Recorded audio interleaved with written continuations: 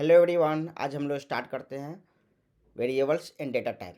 But before starting the variables and data type हम लोग लेते हैं इसके बेसिक सिंटेक्स और जान लेते हैं। पीएचपी का फाइल एक्सटेंशन होता है डॉट पीएचपी। ठीक है, मान लीजिए आप कोई पीएचपी फाइल क्रिएट करने जा रहे हैं। ठीक है, तो इसको जैसे मान लीजिए मैं अपने नाम की फाइल क्रिएट करता हूँ। ठीक है, प्रदीप डॉट पीएचपी, इसका एक्सटेंशन होता है डॉट पीएचपी। इसमें आप पीएचपी को लिखने के लिए इस तरह से पीएचपी के टैग स्टार्ट होते हैं एंड पीएचपी के टैग एंड होते हैं। इसके अंदर पीएचपी की कोड आपका रन हो जाएगा। और पीएचपी फाइल जो है ये फाइल ये एचटीएमएल सीएसएस जावास्क्रिप्ट और पीएचपी सब का कम्बिनेशन हो सकता है, सब कुछ यहाँ लिख सकते हैं। ठीक है, अब फॉर एग्जांपल मान लीजिए एक एचटीएमएल फॉर्म है मेरा। ठीक है, मैं यहाँ ऐसा करता हूँ, चैट जीपीटी ओपन कर लेता हूँ, create login form in CSS. ठीक है, ये सीएसएस में लॉगिन फॉर्म क्रिएट कर देगा। यहाँ से मैं कॉपी किया और ये पीएचपी टैग अभी हटा दिया। अब आप आ जाओ ब्राउज़र में, लोकल होस्ट पीएचपी ट्यूटोरियल के अंदर नहीं हो, प्रदीप नाम के डायरेक्टरी के अंदर है और प्रदीप डॉट पीएचपी ही है। बाद में इसको हम लोग अभी स्टार्ट करेंगे वेरिएबल, तो सही डायरेक्टरी में मूव करेंगे या सही डायरेक्टरी से स्टार्ट करेंगे। सॉरी, अभी हमने सर्वर स्टार्ट नहीं किया, तो सर्वर स्टार्ट कर लेते हैं। जैम सर्वर स्टार्ट करने के लिए आपको मैक ओएस में सर्च करना पड़ेगा manager.osx। ठीक है, यहाँ क्लिक कीजिए, क्लिक करते ही पासवर्ड मांगेगा, पासवर्ड दीजिए।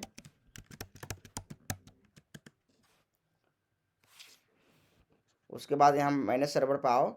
अभी हमें डेटाबेस की नीड नहीं है, तो हम डेटाबेस अभी स्टार्ट नहीं करेंगे, just Apache web server start करेंगे। स्टार्ट किया मैंने, ये स्टार्ट हो चुका है। अब आप इसको रन कीजिए। ठीक है, आप देख सकते हो ये मैंने स्क्रीन का साइज बड़ा कर रखा है, अभी नॉर्मल किया तो ये लॉगिन फॉर्म क्रिएट हो गया। ठीक है, ये हमारा टोटली एचटीएमएल है जो पीएचपी फाइल के अंदर रन हो रहा है। इसमें देखिए सीएसएस भी ऊपर लिखा हुआ है।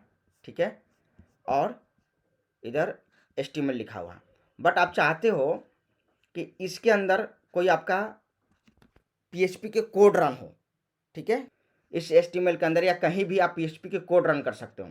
फॉर एग्जांपल मैं चाहता हूँ कि यहाँ ना आज का डेट आ जाए हेडिंग में। ठीक है, तो यहाँ मैं पीएचपी टैग स्टार्ट करूँगा और एंड करूँगा। ये पीएचपी टैग स्टार्ट एंड हो गया और यहाँ लिख देता हूँ एक को डेट। डेट में मैं डाल देता हूँ आज का डेट, DMY। ठीक है, तो ये देख सकते हो ये प्रिंट कर देगा। ये देखो डेट आ गया सेट, बट ये कैपिटल दे दिए है इसलिए सेट आ रहा है, अदरवाइज डेट आएगा। देखो 10/2/2024। ओके, इस तरह से जहाँ भी आपको पीएचपी के कोड लिखना होगा इस ब्रैकेट के अंदर, दैट मीन्स कि PHP tag start PHP tag and के साथ आप जो भी पीएचपी कोड लिखेंगे वो एग्जीक्यूट हो जाएगा, रन हो जाएगा इनसाइड एचटीएमएल जावास्क्रिप्ट सीएसएस कहीं भी। ठीक है, बट अभी इसको जैसे इको लिखे हैं, हम अगर इको नहीं लिखना है तो भी हमारे पास एक ऑप्शन है पीएचपी शॉर्ट हैंडेड। ओके, इससे भी ये रन हो जाएगा, इसमें आपको इको लिखने की ज़रूरत नहीं है। बट ये बेस्ट प्रैक्टिस नहीं होता है, बेस्ट प्रैक्टिस आपका हमेशा ए वाला होता है। ठीक है, ये वाला बेस्ट प्रैक्टिस नहीं होता है, इससे एरर आने के चांसेस हो जाते हैं, तभी आपको इस पर ध्यान नहीं देना है। ठीक है, बट ऐसे भी लिख सकते हैं हम लोग। पीएचपी फाइल आपका सभी का कम्बिनेशन हो सकता है, सीएसएस एचटीएमएल पीएचपी और भी कुछ आपको यहाँ ऐड करना है, जावास्क्रिप्ट वगैरह भी तो ऐड कर सकते हैं। ठीक है, जहाँ आपको डायनेमिक वैल्यू चाहिए, डायनेमिक मतलब पीएचपी की वैल्यू चाहिए या डेटाबेस से वैल्यू चाहिए या कुछ लॉजिक लिख रहे हैं पीएचपी के थ्रू, तो वहाँ पीएचपी टैग स्टार्ट और एंड करके हम लोग लिख सकते हैं। ठीक है, अभी के लिए मैं इसको डिलीट करता हूँ। क्लास लिख रहे हैं जिसमें सिर्फ पीएचपी के ही फंक्शन हो, इसमें एचटीएमएल सीएसएस हम यूज नहीं करेंगे, तो बेस्ट प्रैक्टिस है कि आप जस्ट सिर्फ इसको स्टार्ट कीजिए, एंड मत कीजिए। सपोज आपने यहाँ एंड कर दिया, ठीक है, और नीचे एक दो लाइन प्रिंट हो गए, तो ये आपका वार्निंग देने लगेगा। जब कभी सर्वर पर जाएगा तो वो वार्निंग देने लगेगा कि एक न्यू लाइन है या एक लाइन जनरेट हुआ है। तो फर्स्ट प्रायोरिटी आपका होना चाहिए, अगर आप क्लास लिख रहे हैं सिर्फ क्लास, उसमें एचटीएमएल सीएसएस कुछ भी नहीं है, तो ये वाला नीचे वाला क्लोजिंग ब्रैकेट मत दीजिए। एंड जो टैग है एकदम सबसे फर्स्ट में स्टार्ट होना चाहिए, ऐसे नहीं एक लाइन छोड़कर नहीं होना चाहिए, अदरवाइज ये भी एरर देने लगेगा आपको। ठीक है, तो फर्स्ट प्रायोरिटी आपका है कि टॉप में स्टार्ट हो और एंड में क्लोजिंग ना हो। In the case of only class आप लिख रहे हैं तो आप कोई भी पीएचपी के सिंटेक्स लिख रहे हैं, जैसे मैंने लिखा इको, अपना नाम लिख दिया या हेलो लिख दिया, hello PHP, echo hello PHP, तो ये एंड होगा विथ सेमी कॉलन, ठीक है। जैसे हमने हिंदी इंग्लिश में कुछ भी लिखते हैं ना, डॉट या फुल स्टॉप से उसको क्लोज करते हैं सेंटेंस को या लाइन को, उस तरह से इसमें कुछ भी लिख रहे हैं आप, तो यहाँ आपको सेमी कॉलन से उसको क्लोज करना पड़ेगा। End of the line semi colon से होता है इसका, पीएचपी का या किसी भी प्रोग्रामिंग लैंग्वेज का end of the line semi colon से होता है, ठीक है। तो आपको हमेशा प्रैक्टिस लिखना है। ऐसे अगर आप रन करते हैं आप इसको, तो रन हो जाएगा, देखना आप, रन हो गया, ठीक है। बट अगर यहाँ सेमी कॉलन हटा देते हैं तो ये रन नहीं होगा, एरर आ जाएगा। तो हमेशा सेमी कॉलन देना है आपको एंड ऑफ द लाइन। अब जितने भी पीएचपी का कीवर्ड है, कीवर्ड मतलब ये वाला ना, पीएचपी का जो कीवर्ड है, लाइक पीएचपी ने यूज करता है, जैसे इको हो गया, ठीक है, इफ हो गया, एल्स हो गया, फॉर हो गया, वाइल हो गया, या जितने भी कीवर्ड हैं और इन बिल्ड फंक्शन जो पीएचपी ने हमें बना के दिया है, वो सब केस इनसेंसिटिव होते हैं। मतलब उसको लोअर केस में लिखो, अपर केस में लिखो, कोई मैटर नहीं करता है। और जो हम फंक्शन लिखते हैं, यूजर डिफाइंड फंक्शन, वो भी केस इनसेंसिटिव होते हैं, उसमें भी लोअर केस लिखो या अपर केस लिखो, डजेंट मैटर। बट जो हम वेरिएबल डिफाइन करते हैं, यूजर डिफाइंड वेरिएबल, जो हमने वेरिएबल डिफाइन किया, वो केस सेंसिटिव होते हैं, उसमें स्मॉल कैपिटल दोनों डिफरेंट हो गए। अभी एक एग्जांपल करके देखो, जैसे मैंने अभी हेलो लिखा स्मॉल इको से, अब मैं इसको कैपिटल इको भी लिखूंगा तो ये प्रिंट करेगा, ठीक है, ओके। इसी तरह से आप देखो, मैं एक इफ लिखता हूँ, इफ कंडीशन, इफ एक वेरिएबल ले लेता हूँ मैं, ऊपर ले लेता हूँ, इसमें वैल्यू असाइन करता हूँ 10, ठीक है। अब मैं लिख देता हूँ if equal to 10, then echo the value is $a, that means कि वैल्यू 10 है, ठीक है। इसको प्रिंट करते हैं, द वैल्यू इज 10, ठीक है। अगर आप यहाँ कैपिटल बी लिखोगे तो चल जाएगा, कोई प्रॉब्लम नहीं होगा, ठीक है, बिकॉज एक केस सेंसिटिव नहीं होते हैं जो भी इनबिल्ट फंक्शन है। अब यहीं मैं एक और वेरिएबल डिफाइन करता हूँ मैं आपको, ए, ठीक है। तो ये केस सेंसिटिव, तो ये और ये दोनों डिफरेंट वैल्यू होगा। मैं दिखाता हूँ आपको, यहाँ 20 मैंने डाल दिया, ठीक है। मैं इसको प्रिंट, इसको भी यहाँ प्रिंट कर देता हूँ, तो ये 20 प्रिंट होगा, दोनों डिफरेंट वैल्यू हो गया, क्योंकि ये हमने डिफाइन किया, ये वाला ऊपर वाला वेरिएबल और ये वाला वेरिएबल है, ये हमारे डिफाइन किए हुए वेरिएबल है, तो दोनों डिफरेंट हैं, ठीक है। दो वेरिएबल इसको काउंट किया जाएगा, लेटर सेम है, ए भी है और ए भी है, दोनों लेटर सेम है, बट कैपिटल स्मॉल है, तो दोनों डिफरेंट है पीएचपी के लिए, because it's a user defined variable, ठीक है। जितने भी वेरिएबल्स यूजर द्वारा डिफाइन किया जाता है वो केस सेंसिटिव होते हैं। वो लोअर केस मीन्स सेपरेट हो गया, अपर केस मीन्स सेपरेट हो गया, दोनों अलग अलग काउंट होंगे, ठीक है। अब एक और आपको सिंपल से एग्जांपल दिखा दूँ, फंक्शन, जैसे मैंने फंक्शन डिफाइन किया, ठीक है, टेस्ट, और मैंने यहाँ लिखा echo this is test function, ठीक है। अब फंक्शन कॉल करना पड़ता है तब ये कॉल होता है, तो मैंने यहाँ टेस्ट करके कॉल कर लिया, इस तरह से कॉल होगा, ये वाला फंक्शन है ना, तो इसको हम ऐसे लिखेंगे तो कॉल हो जाएगा, या फिर इसको ऐसे भी लिखेंगे तो कॉल हो जाएगा, दिस इज टेस्ट फंक्शन। अगर मैं यहाँ कैपिटल से भी लिख देता हूँ तब भी एक कॉल हो जाएगा, बिकॉज यूजर डिफाइंड फंक्शन भी केस सेंसिटिव नहीं होते हैं, ठीक है। ए स्मॉल और कैपिटल दोनों इक्वल होंगे। मैं यहाँ अगर इस तरह से भी लिखता हूँ, एक स्मॉल और एक कैपिटल, तब भी ये चल जाएगा, ठीक है। बट एक वेरिएबल के केस में जो वेरिएबल हमने डिफाइन किया वो दोनों डिफरेंट होते हैं। फंक्शन जो हमने डिफाइन किया या फिर जो पीएचपी ने डिफाइन किया, वो दोनों फंक्शन लोअर केस डालो या अपर केस डालो, डजेंट मैटर। मैंने एक str वेरिएबल लिया, ओके, इसमें मैंने कुछ भी असाइन कर दिया, इसमें कुछ भी टेक्स्ट डाल दिया, this is string, okay. PHP में एक str लेन करके फंक्शन होता है जो स्ट्रिंग की लेंथ देता है, ठीक है। अब मैं इसको पास किया, ठीक है। अब मैं भी ऊपर वाला को कमेंट कर देता हूँ ताकि हमारा जो भी आउटपुट आए क्लियर आए, ठीक है। देखिए इसका स्ट्रिंग का लेंथ है 14, ठीक है। str लेन कैपिटल में लिखते हैं फिर भी कोई प्रॉब्लम नहीं है, देगा। अगर लास्ट के 2 कैरेक्टर आपको स्मॉल हो गया तो भी चलेगा। जो भी यूजर डिफाइंड फंक्शन है, या यूजर डिफाइंड मतलब जो हम लिखेंगे अपने से फंक्शन, या जो पीएचपी ने डिफाइन करके दिया है, ठीक है, दोनों फंक्शन केस इनसेंसिटिव होते हैं। लोअर केस और अपर केस दोनों एक ही माना जाएगा, बट जो यूजर डिफाइंड वेरिएबल्स हैं, जो हमने डिफाइन किया वेरिएबल्स, वो दोनों अलग अलग माना जाएगा। इतना आपको ध्यान देना है। अभी आपने देखा कि इस फंक्शन से पहले मैंने डबल स्लैश लिखा तो इसका एग्जीक्यूशन बंद हो गया। मैं अगर इसको हटाता हूँ तो ये भी एग्जीक्यूट होगा, देख रहे हैं ना। तो डबल स्लैश की मीनिंग क्या होता है यहाँ? डबल स्लैश की मीनिंग होता है कमेंट, ठीक है। पीएचपी में 3 तरह का कमेंट होता है। जैसे पहला कमेंट क्या हो गया, डबल स्लैश करेंगे तो सिंगल लाइन कमेंट होगा, ठीक है। ये वाला लाइन कमेंट हो गया मेरा। कमेंट इन द सेंस कि पीएचपी इस कोड को नहीं पढ़ेगा, वो सोच रहा है कि इस कोड को ना हमने किसी पर्पज से लिखा है। लाइक मैं मान लीजिए कि मेथड है मेरा, ये फंक्शन है।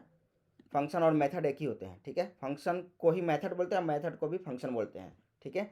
तो हो सकता है इसके बारे में, इस मेथड के बारे में मैंने यहाँ 2 लाइन लिख दिया, एक लाइन लिख दिया, this test function use for testing purpose.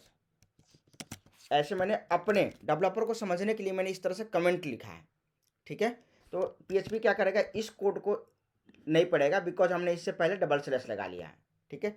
But मान लीजिए कि हमारे पास 3-4 लाइन का कमेंट आ गया, इस फंक्शन के बारे में हम ये सब कुछ देना चाहते हैं कि फंक्शन कब यूज होगा, इसके क्या पैरामीटर है, या क्या रिटर्न करेगा, इस फंक्शन के बारे में बहुत सारी चीज़ें देना चाह रहे हैं, ठीक है। तो उसके लिए क्या आता है, multi line comment. Multi line comment कैसे देते हैं, इस तरह से, पहले डबल स्लैश दीजिए, इसके अंदर डबल स्टार दीजिए, ठीक है, उसके बाद एंटर हिट कर दीजिए। अब इसके अंदर जो भी कमेंट लिखेंगे आप, वो मल्टी लाइन कमेंट होगा, सारे लाइन कमेंट हो जाएंगे। जैसे this is first line, okay, this is second line. इस तरह से जितने भी लाइन आप देंगे सब कमेंट हो जाएगा, ये एग्जीक्यूट नहीं होगा, ये पीएचपी इसको रीड नहीं करेगा। अभी आप देखेंगे पीएचपी रीड नहीं किया, ठीक है।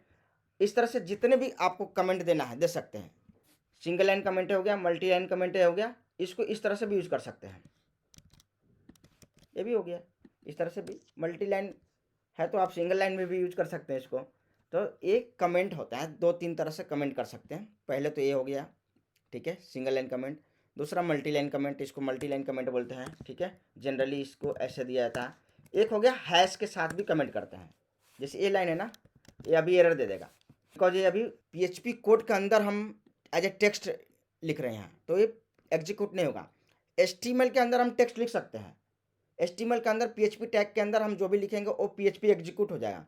बट पीएचपी टैग के अंदर, ये पीएचपी टैग है, इसके अंदर कोई टेक्स्ट रहेगा तो इसको ऐसे नहीं लिख सकते हम, ये एरर देगा। इसको या तो कोई वेरिएबल में साइन करना पड़ेगा, जैसे एस टी आर, इसको हम अगर ऐसे डाल देते हैं कोई वेरिएबल में तो फिर एरर नहीं देगा, क्योंकि ये सोच रहा है कि पीएचपी की वैल्यू हो रही है कुछ, ठीक है।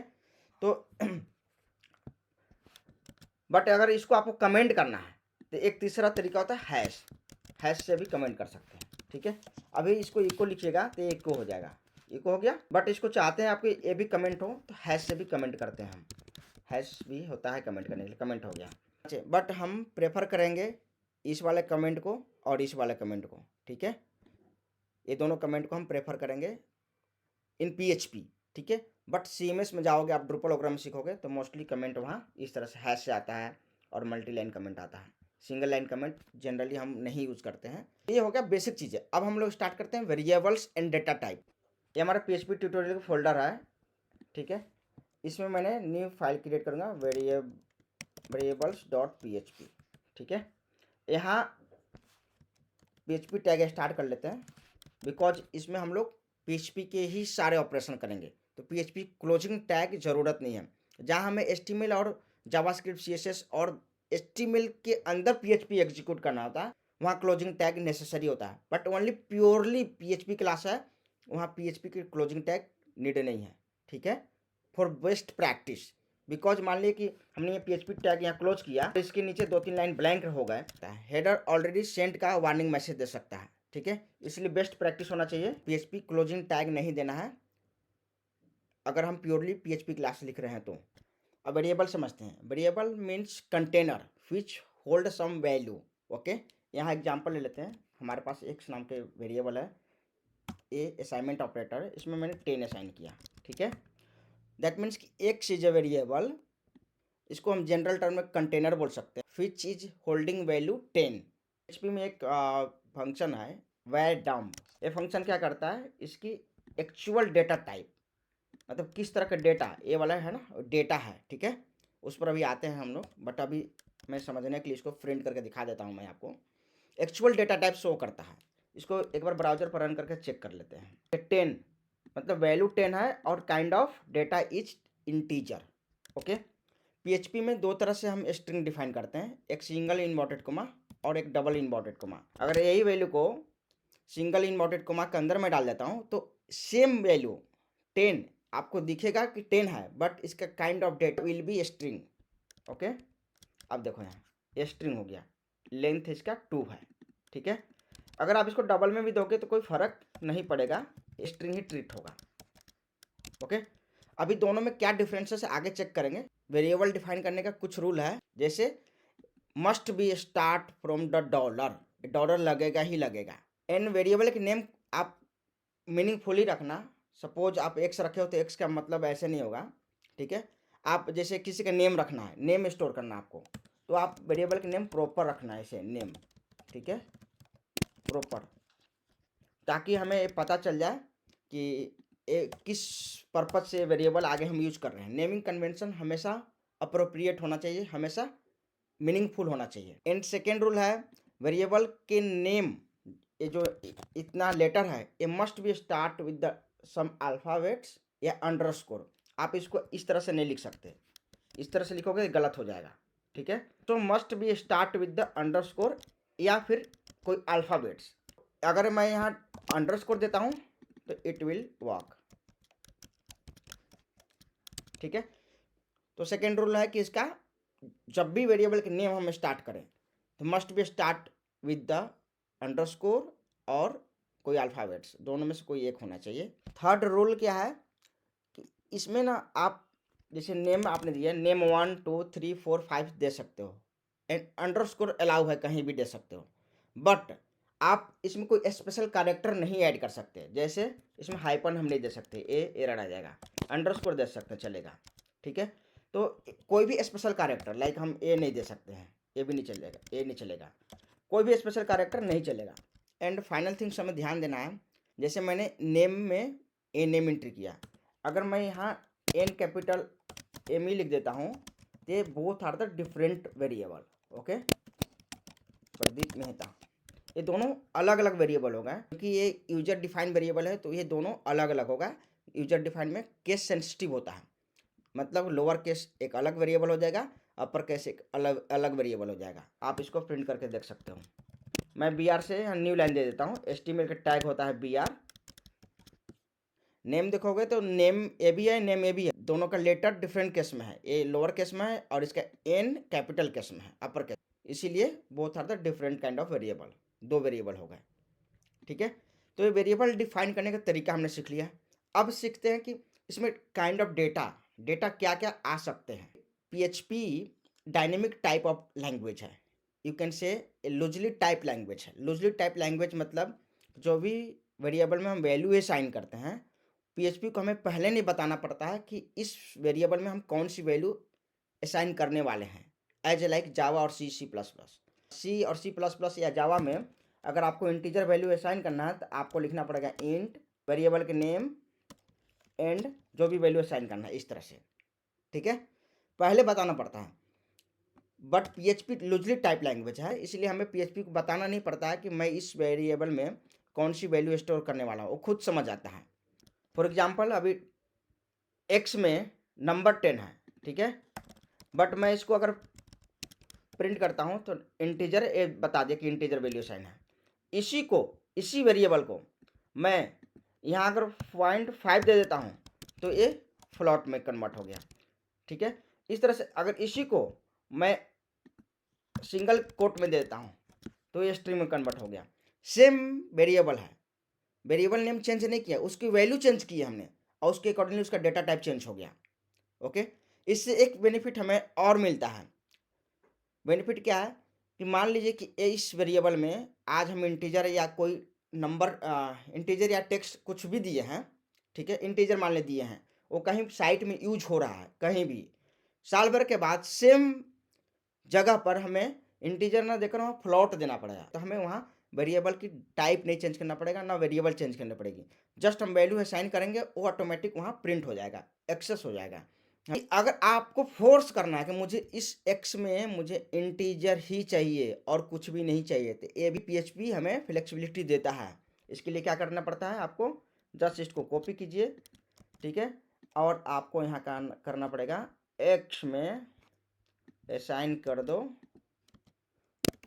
इंट एक्स, ठीक है। अब आपका ये जो वैल्यू बनेगा वो इंटीजर बन जाएगा, इंटीजर बन जाएगा, ठीक है, इस तरह से, या फ्लोट हो चाहिए तो फ्लोट बन जाएगा, फ्लोट बन गया ना। तो ये होता है पीएचपी के कमाल, ठीक है दोस्तों। आप पीएचपी या इतने बड़े लेक्चर सुनकर भागना मत, मैं बारीकी से एक एक चीज़ करके बता रहा हूँ, इसीलिए आप बने रहना वीडियो में और इन्जॉय करके काम करना, इन्जॉय कर करके सीखना, ठीक है। कोई ओवर हेडक लेने की ज़रूरत नहीं है। अभी समझ में आए ठीक है, नहीं समझ में आए भाड़ में जाए, आप आराम से पूरा देखो, एक एक करके देखो। इस पर जब प्रोग्रामिंग एक्सरसाइज करोगे ना तो सब हैंड्स ऑन प्रैक्टिस हो जाएगा, सब हैंड्स ऑन एक्सरसाइज हो जाएगा, आप इजीली समझ आओगे। सो अभी जस्ट आप सुनो और देखो और थोड़ा थोड़ा प्रैक्टिस करते रहो। दोस्तों पीएचपी इतने सारे डेटा टाइप को सपोर्ट करता है, ठीक है, string, integer, float, boolean, array, object, null and resource. But object and resource ये दोनों हम लोग बाद में देखेंगे, बिकॉज अभी के लिए इतने डेटा टाइप चेक कर लेते हैं। ओके, सो स्ट्रिंग, ऑलरेडी मैं स्ट्रिंग के बारे में आपको बता दिया हूँ, बट मैं आपको एक बार फिर से बता देता हूँ। अभी सभी को रिमूव करता हूँ मैं यहाँ से, ठीक है, और मैं यहाँ लेता हूँ नेम वेरिएबल, ठीक है। स्ट्रिंग दो तरह से पीएचपी में डिफाइन करते हैं, एक डबल इन्वर्टेड कोमा के अंदर, एक सिंगल इन्वर्टेड कोमा के अंदर, ठीक है। तो अभी के लिए मैं दो वेरिएबल लेता हूँ। फर्स्ट नेम, इसमें मैंने अपना फर्स्ट नेम में असाइन कर दिया, सेकेंड लास्ट नेम में अपना लास्ट नेम में असाइन कर दिया। यहाँ मैंने स्पेस इसलिए दिया कि ताकि जब नाम प्रिंट हो तो प्रॉपर स्पेस के साथ प्रिंट हो, अदरवाइज मैं यहाँ ऐसे कर दूंगा तो स्पेस नहीं आएगा, चिपक जाएगा। ये चीज़ें आप सिंगल कोड के साथ भी कर सकते हो, कोई प्रॉब्लम नहीं होगा, चलेगा। बट दोनों में डिफरेंसेस क्या है उसको थोड़ा समझ लेते हैं। डिफरेंसेस क्या है, मैंने एक वेरिएबल लिया, एक इसमें वैल्यू असाइन कर दिया 5, ठीक है। अभी आपको डिफरेंसेस पता चल जाएगा। इसको मैंने क्या किया, जस्ट इसमें भी ऐड किया और इसमें भी ऐड किया, ठीक है।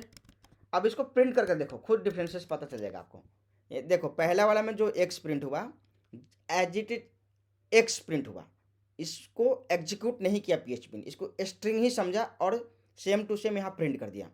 बट दूसरा वाले में जो हमने एक्स डाला उसको एग्जीक्यूट किया, उसको रन किया और वहाँ उसकी वेरिएबल की वैल्यू प्रिंट हुआ। ठीक, मेजर डिफरेंसेस यही है कि डबल कोट के अंदर कुछ भी वेरिएबल देंगे उसकी वैल्यू प्रिंट होगी, और सिंगल कोट के अंदर कुछ भी वेरिएबल देंगे वो same to same as a text print होगा। बट दोस्तों मैं एक चीज़ भूल गया बताना कि इको क्या काम करता है, ठीक है। इको जो भी हम यहाँ वेरिएबल या जो भी आउटपुट हम यूजर को दिखाना चाहते हैं वो इको के थ्रू दिखता है। फॉर एग्जांपल अभी जैसे ये वाला मैं इको हटा दूंगा तो ये फर्स्ट नेम हट जाएगा, ठीक है।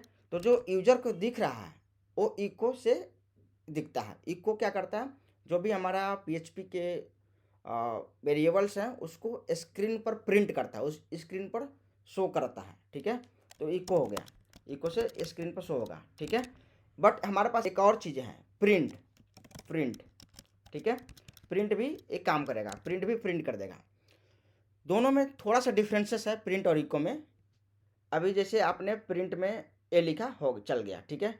इको में और भी हम कुछ लिख सकते हैं। अभी कॉमा दिया मैंने, यहाँ लिख दिया मैंने प्रदीप मेहता, अब कुछ भी डाल दो, एक्स वाई जी कुछ भी डाल दो, ठीक है, समझने के लिए एक्स वाई जी कुछ भी डाल दो, ठीक है। ये ऊपर प्रिंट हो गया, ठीक है। बट अगर मैं यही कॉमा देकर करता हूँ राहुल तो ये एरर दे देगा। एक और मेजर डिफरेंसेस होता है एक और प्रिंट में। सेकेंड डिफरेंस क्या होता है, मान लीजिए हमने एक्स में यहाँ वैल्यू डाला ट्रू, ठीक है। अब मैं एक कंडीशन लगाता हूँ, ट्रू प्रिंट हुआ, ठीक है। अगर मैं यहाँ फॉल्स करता हूँ तो ये फॉल्स प्रिंट होगा, फॉल्स प्रिंट होगा। यहाँ कुछ भी प्रिंट करा सकते हो, अपना नाम भी। ट्रू होगा तो प्रदीप प्रिंट होगा, फॉल्स होगा तो मेहता प्रिंट होगा, तो मेहता प्रिंट हुआ। अगर ट्रू कर दोगे तो प्रदीप प्रिंट होगा। कुछ भी कर सकते हो यहाँ, ये नहीं कि यहाँ ट्रू फॉल्स लिखे इसलिए। बट अगर एक काम अगर आप इको से करोगे तो इको नहीं होगा, इको से नहीं होगा, इको से एरर दे देगा। देखो एरर दे दिया। तो थर्ड डिफरेंस है, जैसे मान लो मैंने एक वेरिएबल लिया 10, ठीक है। अब मैं इको करता हूँ x को, ओके 10 आया, एंड प्रिंट करता हूँ x को। इससे पहले ना एक br देते हैं ताकि हमारा आउटपुट ना क्लीन आया। अब आप अगर इधर एक वेरिएबल ले लेते हो, जैसे मैंने ले लिया आउटपुट, आउट करके, ठीक है। अगर इसको वैरडम करता हूँ मैं, वैरडम इंटरव्यू में पूछा जाता है, ये ध्यान से रखना आप, ठीक है। वैरडम इसके बाद एक और लाइन दे देता हूँ ब्रेक, ताकि ये न्यू लाइन में आए, ठीक है। तो एक क्या रिटर्न किया हमारा, प्रिंट क्या रिटर्न किया, 1 रिटर्न किया। आप देख सकते हो प्रिंट क्या रिटर्न किया, इंटीजर 1 रिटर्न किया। बट एक काम आप इको में नहीं कर सकते हो, इको कुछ भी रिटर्न नहीं करता है, इको कुछ भी रिटर्न नहीं करता, एरर आ जाएगा, ठीक है। देखो एरर दिखाने लगा, बट मैं आपको प्रिंट करके दिखा भी देता हूँ। अगर मैं यहाँ इसको प्रिंट करता हूँ, ठीक है, मैंने 1 ले लेता हूँ इसको, ठीक है 1, ठीक है। इसको प्रिंट करो तो एरर आ जाएगा। Echo doesn't return anything. 3 differences हैं इको और प्रिंट में। ये मोस्टली फ्रेशर से इंटरव्यू में पूछा जाता है। इसमें हम स्ट्रिंग सीख गए हैं कि स्ट्रिंग कैसे डिफाइन करते हैं, और सिंगल कोट स्ट्रिंग में और डबल कोट स्ट्रिंग में क्या डिफरेंसेस होता है। अब आते हैं हम लोग इंटीजर में, ठीक है। इंटीजर में सिंपली हम वैरडम करके इसको देख लेते हैं, ये इंटीजर प्रिंट हो जाएगा x, इंटीजर, इंटीजर आया। अगर आप इसी टेक्स्ट को सिंगल इनवर्टेड कॉमा में डाल देते हो तो आपको दिखेगा कि 10 है, एक्चुअल में स्ट्रिंग है, ये नंबर नहीं है। अगर आप इसको नॉर्मली प्रिंट करोगे इको $x तो 10 प्रिंट होगा, आपको लगेगा कि 10 है, बट एक्चुअल में 10 नहीं है। आप इसको एचपी में एक फंक्शन आता है चेक करने के लिए, इज इंटीजर, इज इंट करके, ठीक है। इसमें आप दो इसको x को इसमें डालो, और एक क्या रिटर्न करता है देख लो आप,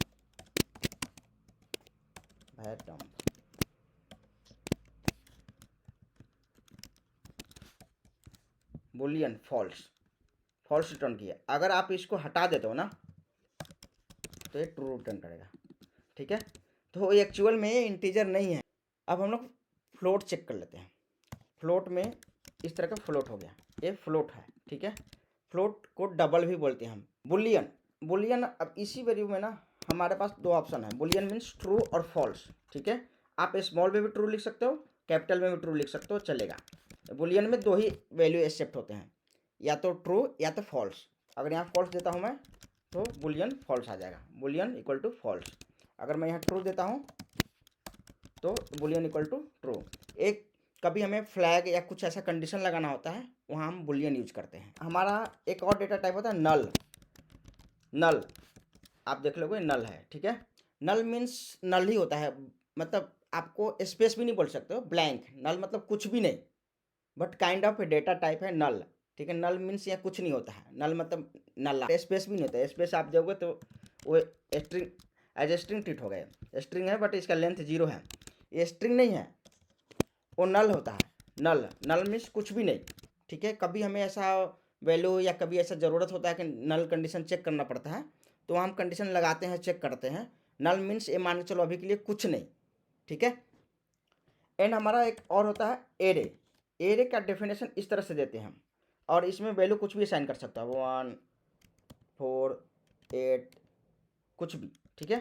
इसको अगर वैट हम करके देखते हो तो ये इस तरह से प्रिंट हो जाएगा। एरे का लेंथ बता रहा है कि एरे की लेंथ 4 है, और 0 पोजीशन पर इंटीजर 1 है, 1 पोजीशन पर इंटीजर 4 है, 2 पोजीशन पर इंटीजर 6 है, और 3 पोजीशन पर इंटीजर 8 है।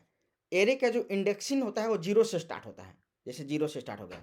यहाँ आप स्ट्रिंग भी साइन कर सकते हो, ठीक है, चलेगा, कोई प्रॉब्लम नहीं होगा। देखिए 4th पोजीशन पर आ गया आपका स्ट्रिंग जिसका लेंथ 6 है, ठीक है। बट अगर यही आपको C++ जावा में होगा तो आपको यहाँ डिफाइन करना पड़ेगा int x equal to this, फिर इसमें आप ये नहीं डाल सकते, इसमें फिर इंटीजर ही आएगा, ठीक है। बट PHP में ऐसा नहीं है, PHP dynamic type of language है, इसमें आप डाल सकते हो, इसको लूजली टाइप लैंग्वेज भी बोलते हैं, ठीक है। तो इस तरह से हमने सारे डेटा टाइप को कवर कर लिया है। इसमें और मैं बताना चाहूँगा आपको, जैसे मान लीजिए कि हमारे पास एक्स वेरिएबल है, ठीक है, इसमें मैंने वैल्यू डाल दिया 5, ओके। तो बेसिकली ये क्या होता है ना, मैं आपको थोड़ा सा ग्राफ से समझाता हूँ इसको। देखिए वेरिएबल मीन्स कंटेनर, कंटेनर हमारा एक बन गया है कंटेनर, ठीक है। अब कंटेनर में हम कोई भी वैल्यू डाल देते हैं, मान लिया हमने डाला वैल्यू यहाँ 5। ये मेमोरी में ना जो हमारा मेमोरी है इसमें रैम बने होते हैं। रैम कैसे होता है, पूरा ऐसे, ये रैम हो गया, ठीक है। अब ये रैम में कहीं पड़ा होगा ये इस तरह से,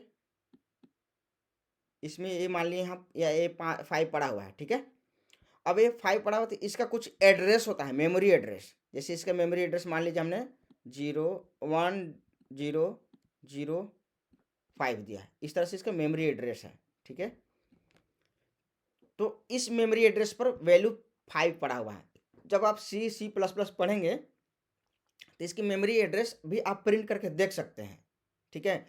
PHP में नहीं देख सकते हैं बिकॉज PHP में लूजली टाइप लैंग्वेज है, तो इसमें इसका मेमोरी एड्रेस हम प्रिंट नहीं कर सकते हैं। बट C++ में इसका मेमोरी एड्रेस भी प्रिंट कर सकते हैं। चलिए मैं आपको C का एग्जाम्पल करके दिखा देता हूँ ताकि आपको पूरे कॉन्सेप्ट क्लियर हो जाए। जब हम लोग कॉल बाय वैल्यू और कॉल बाय रेफरेंस पढ़ेंगे या प्रोग्रामिंग करेंगे उसका, तो ये चीज़ें आपको समझ में आएगा, ठीक है। और ये जब तक समझे नहीं रहेंगे तब तक आप कर नहीं पाएंगे हो, इसलिए ये भी समझना बहुत ज़रूरी है। इसलिए मैं चलिए एक C का प्रोग्राम आपको रन करके दिखा देता हूँ। C के प्रोग्राम रन करने के लिए भी कहीं जाने की ज़रूरत नहीं है, इसमें ही आप रन कर सकते हैं, ठीक है। जस्ट मैं क्या किया, एक मैंने यहाँ प्रोग्राम लिख रखा है, ठीक है, जिसमें वेरिएबल ए है, इंट वेरिएबल ए, और ए में हमने वैल्यू असाइन कर दिया 10, ठीक है। अभी आप अगर इसको प्रिंट करेंगे तो जस्ट आप प्रिंट करेंगे इसको तो ये वैल्यू 10 प्रिंट होगा। अभी मैं आपको रन करके दिखाता हूँ।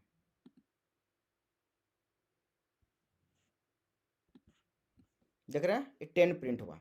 बट अगर यहीं मैं इसको एड्रेस प्रिंट करता हूँ, इसका एड्रेस, इस मेमोरी का एड्रेस क्या है, ठीक है, तो देखिए क्या प्रिंट होता है।